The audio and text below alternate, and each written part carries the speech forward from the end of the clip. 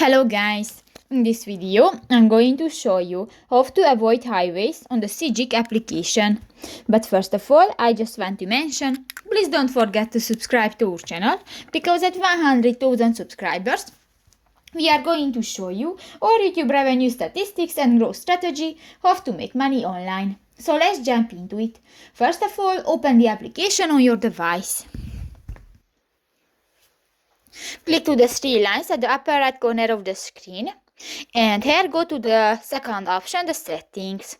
Go to the route planning and navigation button in the general section, and you can find the route options section. You can find different options. New, go to the first option, the avoid highways, and if you want to enable this function, just click to the next white circle, and it will be black. This function will be enabled, and done. So that's pretty much it for this video, guys. See you in the next one. Bye bye.